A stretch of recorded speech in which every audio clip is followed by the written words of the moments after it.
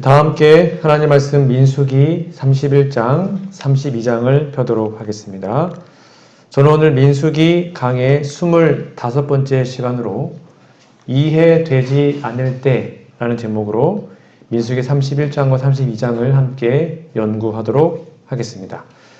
우리 지난주에 배웠던 거 잠깐 복습을 좀 하겠습니다.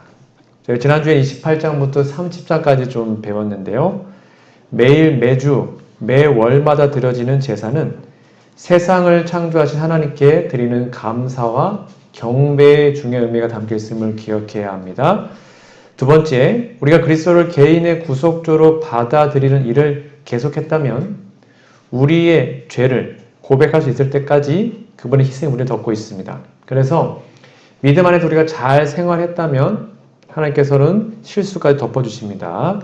세 번째, 하나님께든지 아니면 사람에게든지 한 번 한 약속은 언약이니까 반드시 지켜야 함을 기억하자라고 말씀을 드렸습니다.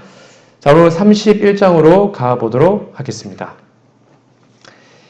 이스라엘 백성들은 그들의 죄에 대한 심판을 자주 받았죠. 음행 저질렀을 때 많이 죽었습니다. 지도자들 나무에 달아 죽였고요. 그 다음에 전염병으로 죽기도 했습니다.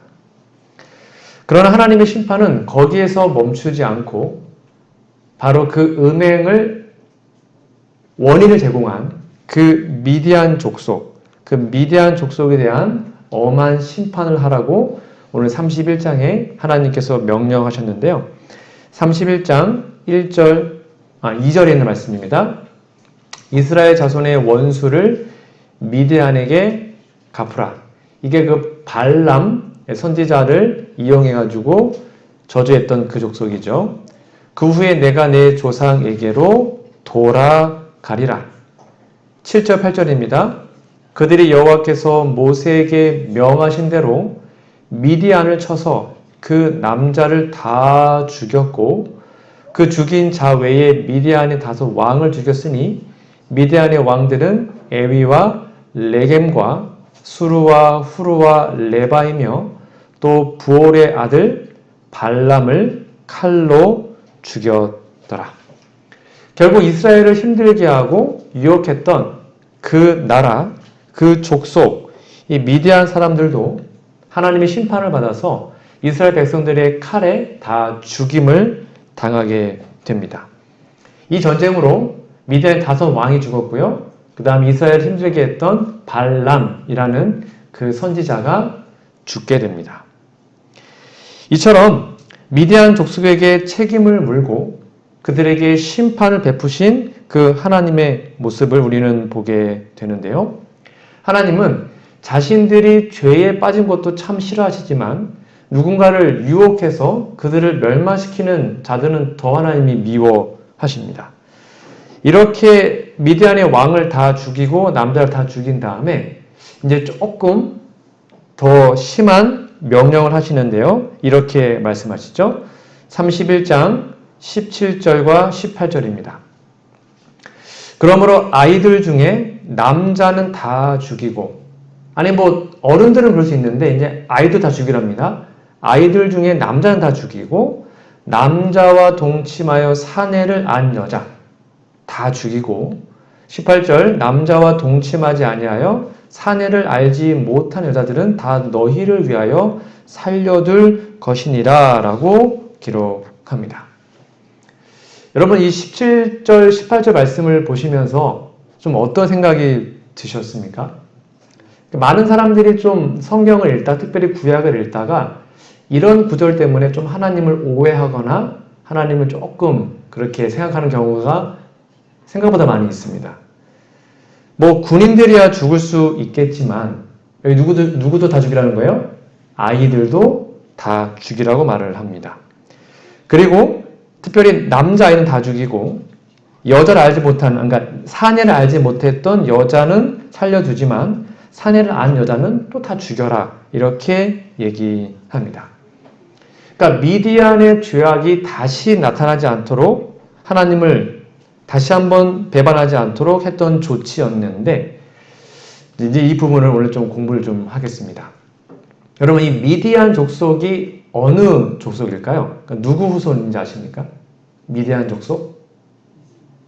미디안 족속의 후손이 어디냐면 바로 아브라함의 후손입니다. 아브라함과 그두라, 아브라함의 본처가 사라였죠. 사라가 나이가 많아서 이제 죽은 다음에 아브라함이 후처를 얻습니다. 그 후처 이름이 그두라라는 사람입니다. 그래서 아브라함과 후처 그두라 사이에서 태어난 아들 중에 미디안이 있어요. 창세기 25장 1절 2절입니다. 그가 시므람과 욕산과 무단과 미디안을 낳았습니다. 그러니까 미디안은 아브라함의 아들이었습니다. 아브라함의 직계 가족이었죠. 그러므로 미디안 족속은 모압과 암몬, 에돔 족속과 같이 이스라엘과 어떤 관계였어요? 친인척 관계입니다. 사촌이었고 모압 암몬처럼 혈연으로 섞여 있는 그런 관계였어요. 그러나 모세는 여호와께서 그들의 백성을 위협하는 그 악을 제거하기 위해서 명령하실 때 하나님의 충성된 백성일지라도 그것이 친인척일지라도 그 악을 제거하는 데는 아주 칼같이 하셨음을 우리는 보게 됩니다. 몇 가지 예를 좀 들어볼까요? 여러분 출애굽기 32장에 보시면 여러분 잘 아시는 것처럼 모세가 시내산에 십계명 받으러 올라갔을 때 이스라엘 백성들이 밑에서 금 송아지를 숭배했던 그 사건 다 아시죠? 그때 모세가 내려와서 하나님 편의 선자는 나와라, 회개해라 라고 얘기했고 그때 레위 지파가 나왔습니다. 그러자 그 레위 지파가 어떻게 했어요? 32장 29절 모세가 이르되 각 사람이 그 아들과 그 형제를 쳤으니 그러니까 레위 지파가 끝까지 회개하지 않은 그 사람들을 가서 죽였습니다. 그렇게 하나님은 악을 도려내고 악을 심판하는 데는 아주 엄하게 하셨습니다. 그리고 그 사건을 여호와께 헌신했다라고 표현하셨죠. 그리고 민수기 26장에도 보면 고라의 반역 아시죠? 고라의 반역에서 그 고라가 끝까지 그 사랑을 거절하고 하나님의 그 말씀을 거절하자 땅이 입을 열어서 그 무리와 고라를 삼킴에 그들이 죽었어요. 그런데 누구는 안 죽었습니까? 고라의 아들들은 죽지 않았습니다. 여기 중요한 포인트가 있습니다. 둘 다 큰 죄를 지었습니다. 근데 하나님이 죄 지었다고 다 죽이지 않았습니다. 회개하고 돌이키면 살려주셨습니다. 용서하셨어요. 고라의 아들들은 그 죄에 참여하지 않았기 때문에 죽지 않았습니다. 근데 끝까지 하나님의 은혜를 거절한 사람들만 결국 죽임을 당하게 된 것입니다. 이 사실을 기억하는 것은 하나님의 심판을 이해하는 데 우리에게 되게 중요한 개념을 줍니다. 자, 하나만 더 볼게요. 에스겔 18장 20절 21절 이 말씀을 꼭 기억하십시오. 이거를 꼭 여러분 마음속에 잘 새겨두셔야 성경 읽을 때 하나님의 심판이 무섭거나 좀 너무한 거 아닌가라고 생각하지 않을 수 있습니다. 이게 성경의 원칙이거든요. 잘 보시면 범죄하는 그 영혼은 죽을지라 아들은 아비의 죄악을 담당치 아니할 것이요 아비는 아들의 죄악을 담당치 아니하리니. 이게 무슨 말입니까? 아버지 죄 때문에 아들이 죽을 수 없고 아들 죄 때문에 아버지가 죽을 수 없다. 각자 심판받고 각자 벌받는 것은 자기 죄를 자기가 책임지는 거지 같은 가족이라고 하나님께서 한꺼번에 하지 않는다 그 말이에요. 이거 되게 중요한 개념입니다.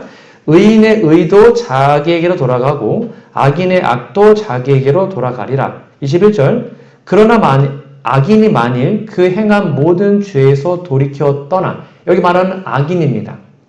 죄를 지어서 이제 죽을 수밖에 없는 존재가 된 사람들이겠죠? 근데 그럴지라도 모든 죄에서 돌이켜 떠나면 즉 회개하면 내 모든 율례를 지키고 법과 의를 행하면 정령 살고 죽지 아니할 것이라. 그래서 고라의 아들들은 그 죄에 참여하지 않았어요. 그러니까 안 죽은 것입니다. 금송아지 숭배했지만 레위 자손 외에 다 숭배했지만 그들이 하나님께로 돌아왔기 때문에 하나님은 그들을 살려주시고 용서하셨습니다. 이 개념이 되게 중요합니다. 만약 하나님께서 아까 미디안의 남자 다 죽여라 했단 말이에요. 특별히 아이도 다 죽여라. 그럼 이 말씀을 적용하면 그 아이들도 누구 죄 때문에 죽은 것입니까? 자기 죄 때문에 죽은 것입니다. 아버지 죄 때문에 죽은 게 아니에요. 성경 원칙은 내가 멸망당하거나 내가 구원받는다면 그거는 나의 어떤 행함 때문이지 누군가 때문에 내가 대신 죽거나 살거나 하지 않음을 우리는 기억해야 합니다. 모든 사람은 자신의 죄로만 심판을 받습니다. 이거를 꼭 기억하셔야 하나님의 공의를 의심하지 않을 수 있게 됩니다. 그럼에도 불구하고 많은 분들은 저도 어렸을 때 그랬고요. 구약 읽다 보면 이런 하나님의 조치가 조금 너무한 것처럼 느껴질 때가 많습니다. 너무 이스라엘 중심으로 이방인들은 너무 쉽게 죽이시고 그런 것 아닌가? 라는 생각을 할 때가 참 많았는데요. 우리가 분명히 기억해야 되는 것은 하나님은 모든 사람이 구원받기를 원하십니다. 그리고 이방인, 하나님의 백성 상관없이 다 하나님의 자녀들인 거죠. 하나님은 모든 사람들이 다 구원받고 행복하게 살기를 원하시고 그들에게 동일한 기회를 허락하셨습니다. 하나님은 공평하시기 때문에. 근데 그 기회를 받아들이느냐, 거절하느냐에 따라서 운명이 결정이 되는 거예요. 자, 이 미디안 백성을 멸하도록 한 이 명령에서 하나님의 자비와 사랑을 좀 찾아보도록 하겠습니다. 첫 번째입니다. 하나님께서는 400년 동안 가나안 백성들이 회개하고 돌아오도록 기다리셨습니다. 원래 아브라함이 창세기 12장부터 가나안에 도착을 했죠. 그때 원래 가나안을 주셨어야 되는데 아직 가나안 백성들이 죄악이 차지 않았기 때문에 하나님이 아브라함 후손들을 애굽으로 보내신 다음에 애굽에서 400년 동안을 종살이하게 하십니다. 그 이유가 뭐냐면 아직 가나안의 족속들의 죄악이 관영하지 않았다. 그래서 약 400여 년간의 은혜의 시기를 그들에게 주십니다. 회개하고 돌이키고 하나님께 올 수 있는 기회를 400년이나 허락을 하신 거예요. 두 번째입니다. 이 미디안 족속과 그 가나안 족속들은 도덕적으로 매우 타락했습니다. 여러분, 레위기나 신명기 또는 민수기에 보면 그 당시 가나안 족속들을 멸할 수밖에 없는 죄악들이 쭉 나옵니다. 성적 타락부터 해가지고 음행, 그 다음에 우상 숭배가 아주 적나라하게 성경에 기록되어 있죠. 심지어 아이를 제물로 드리는 일까지 했던 것이 그 당시 우상 숭배자들, 특별히 미디안 족속들의 모습이었습니다. 아이를 잡아서 예배드리는 우상 숭배를 할 만큼 타락했어요. 그래서 그들이 씻된 골짜기에서 그 이스라엘 백성들을 잠깐 만났는데도 그들이 음행을 해가지고 바알보력이 부속되어 수많은 사람들이 죽지 않았습니까? 마찬가지로 그들과 함께 살았다면 아마 순식간에 타락하고 다 죽을 겁니다. 세 번째입니다. 하나님께서는 가나안 사람들뿐만 아니라 이스라엘 백성들도 역시 하나님 앞에 범죄했을 때 심판하셨습니다. 조금 전에 봤던 것처럼 고라의 반역이나 아니면 시내산의 금송아지 숭배 똑같습니다. 이스라엘 백성들만 편애한 것이 아니라 그들 중에서도 끝까지 죄를 고집한 사람들은 죽었고 그들 중에서도 회개한 사람들은 다 용서함을 받았음을 우리는 꼭 기억해야 합니다. 그리고 네 번째 개념이 중요한데요. 제가 이 얘기는 한번 했지만 다시 설명을 드리겠습니다. 죽음은 저주가 아니라 하나님의 선물임을 기억해야 합니다. 이 개념을 여러분 꼭 기억하셔야 구약을 읽을 때 하나님의 공의와 심판을 오해하지 않고 하나님의 사랑으로 읽을 수 있게 됩니다. 이 개념을 다시 한번 제가 복습을 좀 해드리겠습니다. 질문 드릴게요. 사단이 아담과 하와를 유혹한 다음에 선악과를 먹게 했죠. 아담과 하와가 선악과를 먹게 되었습니다. 그 다음에 사탄은 아담과 하와가 죽기를 바랬을까요? 아니면 그냥 그대로 살기를 바랬을까요? 답이 O입니까? X입니까? 사단은 아담과 하와가 선악과를 먹은 다음에 죽기를 바랬다. O? 아니다. X. 답이 뭘까요? 네, 정답은 X입니다. 사단은 아담과 하와가 선악과를 먹고 죽기를 바라지 않았습니다.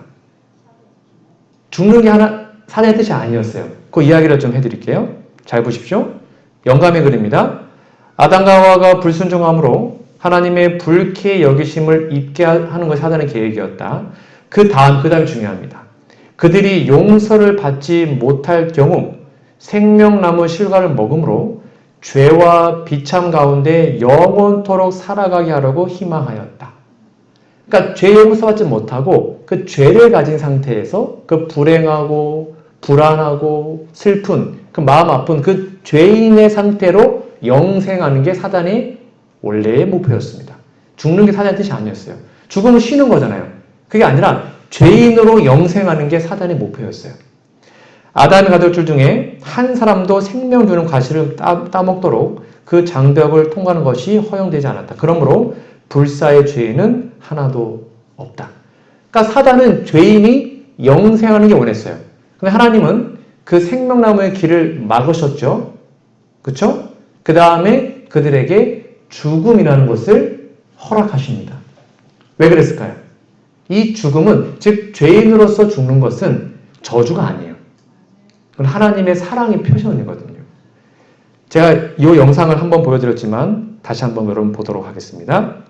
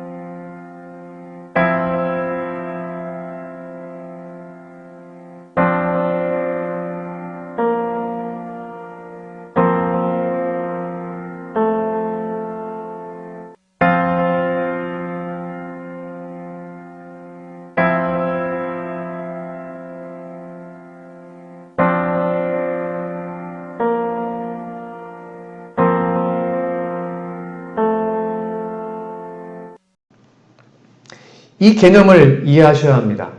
이 엄마 곰이 새끼 곰을 사랑했습니까? 사랑했죠. 사랑해서 죽인 거예요. 그렇게 정말 고통스럽게 비명 지르고 생명 연장하는 게 얼마나 보기 힘들겠습니까? 그래서 너무 사랑하기 때문에 그 아이의 생명을 취한 것입니다. 그게 쉬는 거거든요. 이게 하나님의 마음이었습니다. 죄를 가진 상태, 우리가 죄가 없는 상태에서 영생하는 축복이에요. 근데 죄가 있는 상태에서 그 죄를 해결하지 못하고 영원토록 산다? 그거는 저주 중에 저주예요. 그것만큼 큰 저주가 없습니다. 이게 하나님의 사랑의 모습이에요. 하나님 누군가를 멸망시켰다? 누군가의 생명을 취하셨다? 그거는 그에게 줄 수 있는 최고의 사랑을 허락하신 겁니다. 이 사실을 기억해야 인간에게 죽음 허락하신 하나님의 그 선물을 기억해야 우리는 하나님의 사랑을 조금 이해할 수가 있습니다. 여러분 꼭 기억하십시오. 진짜 저주는 죄 있는 상태로 심판받지 않고 계속 사는 것입니다. 그게 저주예요. 그것만큼 저주의 삶이 없어요. 마치 불치병으로 식물인간이에요. 움직이지도 못하고 뇌사 상태가 되었습니다. 그렇게 100년, 1000년 사는 게 그게 행복한 것입니까? 아니잖아요. 그래서 많은 사람들이, 그게 찬반도 있겠지만, 많은 사람들이 안락사를 하는 이유가 그런 것입니다. 이처럼 하나님께서는 모든 사람들에게 자비와 공의를 공평하게 베푸십니다. 하나님의 뜻은 우리를 구원하시고 우리를 살리는 것입니다. 하지만 만약에 우리들이 더 이상 그분의 음성을 듣지 않고 그분의 말씀을 끝까지 거절한다면 하나님 어쩔 수 없이 우리의 생명을 취하시는 겁니다. 어쩔 수가 없는 것입니다. 왜요? 죄가 있는 상태에서 영생하는 것은 저주이기 때문이죠. 또 한 가지 예를 좀 들어보도록 하겠습니다. 여러분, 이게 합성이 아니고요. 미국의 한 마을에 지금 마약이 너무 많이 퍼져 있어서 한국도 이 마약이 지금 한국에 점점 들어오고 있다고 합니다. 사람들이 이렇게 등이 굽고 좀비처럼 되어서 걸어다니는 사람들이 진짜로 있습니다. 현재 미국의 한 동네의 모습인데 1분짜리 영상을 좀 보여드리겠습니다. 쫓아옵니다. 마약 중독자 무리 중 한 명이 쇠꼬챙이를 들고 취재진 차량에 달려듭니다. 내렸으면 큰일 날 뻔했네. 무법지대를 방불케 하는 이곳은 미국 최대 마약 시장이 있는 필라델피아 켄싱턴 거리입니다. 시내 중심가에서 차로 불과 10분 거리입니다. 3km 남짓한 이 거리엔 방금 쓴 주사기와 쓰레기가 이렇게 아무렇지 않게 버려져 있습니다. 마약의 유혹이 얼마나 가까이 또 얼마나 심각한지 지금부터 확인해 보겠습니다. 켄싱턴에서 수년째 마약 중독자 봉사활동을 해온 목사님과 동행했습니다. 저거 보세요. 저기 지금 펜타닉 먹고 굳어있죠? 녹고 있죠? 서로 마약이 든 주사기를 놔주는 모습도 보이고 헤로인 주사받는 애들이죠. 뭐 100개, 200개 막 갖고 다녀요, 애들이. 유모차까지 끌고 와 마약을 하려는 엄마의 모습도 보이고 도서관 내 공원 잔디엔 학생은 온데간데 없고 마약에 뻗어버린 어른들만 가득합니다. 이 켄싱턴 지역에가 마약하는 사람들이 한 2만 명 된다 그래요. 여기서 이제 폭력과 돈 거래와 또 성매매와 사회의 기초적인 것들이 다 망가져 버려요. 강력한 공권력까지 동원하고 있지만 사태는 계속 악화하고 있습니다. 여러분, 좀 충격적이지 않습니까? 미국에 진짜 저렇게 좀비처럼 저렇게 다니는 사람들이 저기 2만 명 정도 한 마을에 있어요. 이게 뭐 100% 맞는 예는 아니겠지만 만약에 우리의 자녀들이 이러한 마약 중독자들과 만약에 어울린다면 여러분 어떻게 하시겠습니까? 당연히 끄집어내 오겠죠. 절대 안 된다고 못 가게 막겠죠. 그건 당연한 것이죠. 관계를 끊으라고 말할 것입니다. 근데 이 마약 중독자들이 우리 집을 점령해가지고 내 자녀들을 해코지하거나 아니면 때리거나 심지어 죽이거나 만약에 그렇게 하고 있다면 여러분들은 어떻게 하시겠습니까? 지금 미디안 족속이 이런 관계입니다. 이스라엘 백성들에게. 함께 살면 다 죽는 것입니다. 하나님의 백성들이 다 죽는 것입니다. 그래서 하나님은 어쩔 수 없이 은혜의 시기를 베푸시고 다시 한번 살 길을 400년 동안 주시고 그들에게 회개할 수 있는 길을 주셨음에도 불구하고 그들이 그 길을 끝까지 거절하자 하나님은 그들의 생명을 취하십니다. 그게 미디안 족속의 심판인 것이죠. 이스라엘 백성들에게 미디안 족속을 비롯하여 가나안에 사는 자들을 멸하도록 하신 이유는 이와 동일합니다. 그 아이들도 똑같다는 것입니다. 하나님은 미래를 다 아시기 때문에 결국 그 아이들이 자라서 똑같은 죄를 지을 것을 하나님은 아셨습니다. 즉 하나님은 사랑이시고 공평하시기 때문에 공평하게 그 죄를 처리하시는 것이죠. 하나님의 품성은 공의와 사랑입니다. 그러므로 이 사실 우리가 믿음으로 받아들여야 할 때 우리는 하나님의 오해를, 하나님의 품성을 오해하지 않을 수 있게 되는 것이죠. 정리해드리면 믿음은 하나님께서 최선의 것을 아신다는 것과 우리가 자신을 그분께 안전하게 의탁할 수 있다는 것을 받아들이는 것입니다. 이 개념으로 구약에 나와 있는 하나님의 심판을 꼭 이해하시면 좋겠습니다. 하나님을 절대로 단 한 명도 억울하게 죽이지 않으십니다. 하나님은 공평한 분이십니다.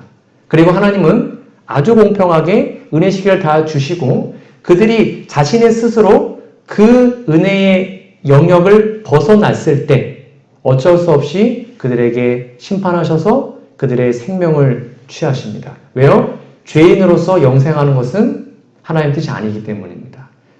그것을 기억하셔야 이 장면들을 우리가 혹 오해하는 하나님의 모습들을 하나님의 사랑으로 이해할 수가 있게 될 것입니다. 자, 이게 31장 내용이었고요. 32장으로 와보도록 하겠습니다. 지금 이스라엘 백성들이요, 요당 동편에 있는데 그 땅 중에 특별히 아주 비옥한 땅이 있었습니다. 야셀 땅과 길르앗 땅이 아주 비옥한 땅이었습니다.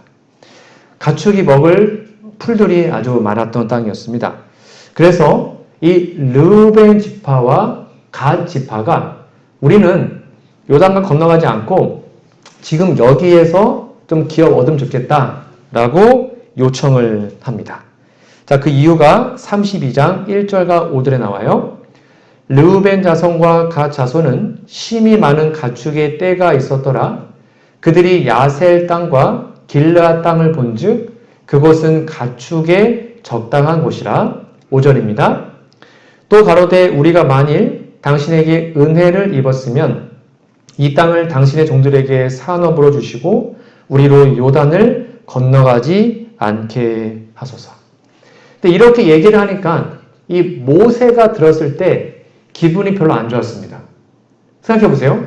이제 요단강을 건너가가지고 전쟁해가지고 정복해야 되는데 몇 지파가요? 처음에 르우벤과 갓 지파가 안 가겠다는 거예요. 자기는 난 여기가 더 좋으니까 나 요단강 안 건너면 안 되겠냐? 이렇게 얘기를 하니까 이 모세 입장에서는 어떻게 느꼈을까요? 야, 이기적으로 다 가는데 니는 안 간다고?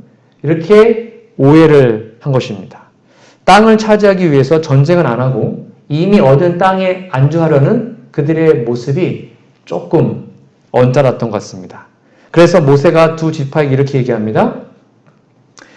6절 7절입니다.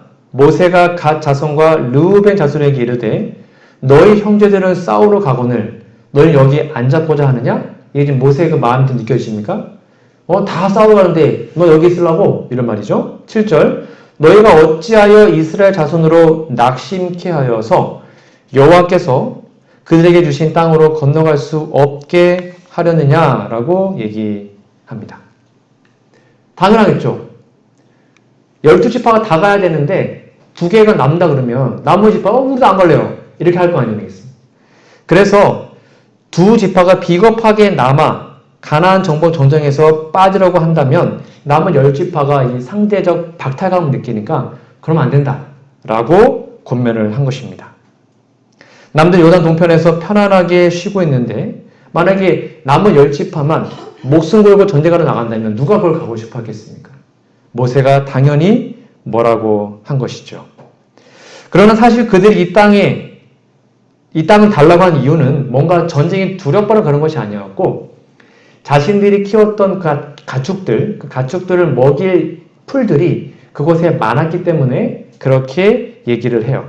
그래서 이 모세의 핀잔을 듣고 그들이 자세하게 설명을 합니다. 자, 32장 16절부터 19절까지 좀 정리해드리면 세 가지였습니다. 모세 그게 아니고요. 먼저 우리 가족과 가축을 위해서 성을 짓겠습니다. 성읍을 지어놓고 거기다가 잘 해놓으면 우리 자녀들을 보호해놓은 다음에 두 번째, 그런 다음에 저희도 무장하고 건널 거예요. 이스라엘 백성들과 함께 가나안 위에서 싸우겠습니다. 우리만 안 싸운다는 거 아니에요. 설명하고 세 번째, 요단 저편의 땅은 우리가 기업을 얻지 않겠습니다. 이미 우리가 기업 얻었으니까 요단 저편에 가서는 싸우기만 하고 그 땅은 내가 하나도 갖지 않겠습니다. 그러면 된 거 아니에요? 이렇게 얘기한 거예요. 그러니까 싸우기도 하겠다. 땅 안 얻겠다. 공평하죠? 맞는 말이죠? 그러자 모세가 그것을 받아들이고 그렇게 하도록 허락을 합니다. 여기서 우리는 크게 두 가지 교훈을 얻을 수 있는데요. 첫 번째는 이것입니다. 모든 백성들은 하나님께서 주시고자 하신 약속의 땅을 위해 협력하여 최선을 다해야 함을 말해주고 있습니다. 무슨 말인가 하면 이미 내 땅이 정해졌다고? 근데 난 다 됐으니까 알아서 하쇼. 이게 아니라 내 땅이 정해졌어도 다른 지파를 위해서 최선을 다하여 봉사하는 게 그들의 모습이었고 하나님의 뜻이었어요. 두 번째입니다. 지도자는 합리성과 융통성이 있어야 됨을 여기에 기록하고 있습니다. 무슨 말인가 하면 처음에는 모세가 그걸 오해했죠. 그래서 그들에게 핀잔을 주었습니다. 그런데 그들이 설명을 하자 모세가 자신의 생각을 어떻게 했어요? 바꿨습니다. 아, 그렇구나. 그럼 내가 틀렸네. 오케이, 그럼 그렇게 해 하고 자신의 실수를 인정하고 모세가 자신의 생각을 바꿨습니다. 이게 굉장히 중요한데요. 특별히 지도자로서 자신의 잘못을 인정하는 게 참 쉽지 않습니다. 자신의 잘못을 인정하면 뭔가 권위가 떨어진다고 생각하기 때문이죠. 그래서 상대방의 의견이 맞는데도 내 의견이 맞다고 끝까지 고집을 부리는 경우가 참 많이 있다고 생각합니다. 그런데 진짜 리더와 진짜 지도자는 모세처럼 혹시 오해했어도 그것이 하나님의 뜻으로 이해하고 받아들여지면 자기 생각을 바꾸는 것이 진짜 중요한 것이죠. 제가 이제 인턴을 나와서 2년차 때 제가 이제 함께 배웠던 제 담임 목사님한테 배웠던 한 가지 저의 목회 철학이 하나 있습니다. 그게 뭐냐면 요겁니다. 제가 이건 꼭 기억하고 있는 말씀인데요.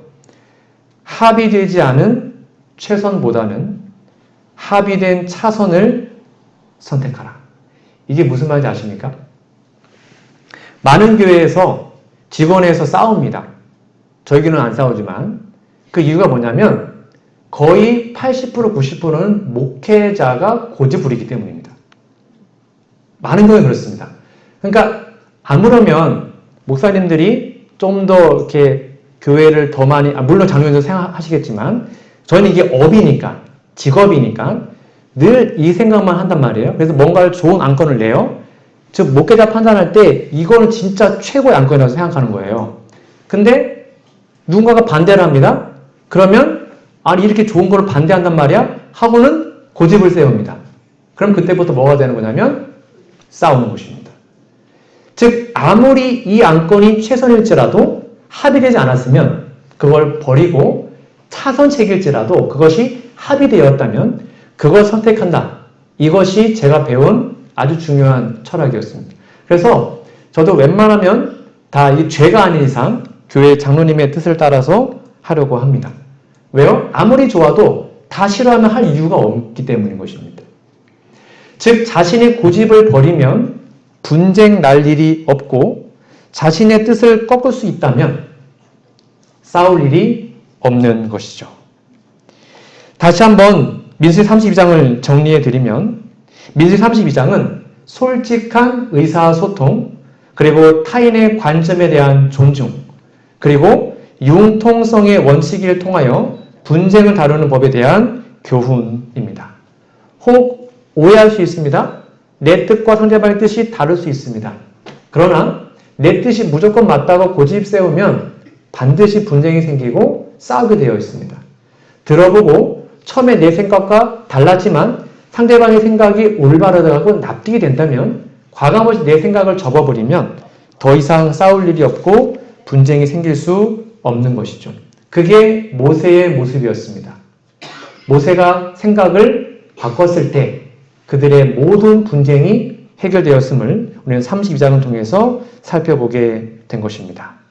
여러분, 다른 사람들의 의견을 경청하고 그들의 마음을 헤아릴 수 있는 진정한 우리의 모습이 되었으면 좋겠습니다. 그래서 교회 안에서 서로 분쟁하거나 싸우거나 다투는 것이 아니라 아무리 좋은 것일지라도 합의되지 않으면 내 생각을 접을 수 있는 그래서 합의된 모습으로 행복한 분쟁 없는 교회가 되기를 간절히 바랍니다. 오늘 말씀을 정리하겠습니다. 이해되지 않을 때 여러분 때로는 하나님의 심판이 이해되지 않을지라도 하나님은 사랑이시고 하나님은 공평하십니다. 단 한 명도 억울하게 심판하지 않으십니다. 그 사실을 기억하면 우리 하나님의 심판을 사랑으로 느낄 수 있습니다. 두 번째, 하나님은 죽음조차 하나님이 주시는 죽음은 축복입니다. 그 축복을 여러분 꼭 기억하시면 좋겠고요. 세 번째, 공동체에 어떤 오해가 있을 때 솔직하게 의사소통하고 타인의 관점을 존중하고 그리고 융통성 있게 내 생각을 버릴 수 있다면 분쟁 없이 정말로 은혜롭게 모든 일을 할 수 있게 될 것입니다. 이해되지 않을 때 하나님께 더 많이 기도하고 지혜를 간구하는 우리 모두가 되기를 간절히 바라며 오늘 말씀을 마치도록 하겠습니다.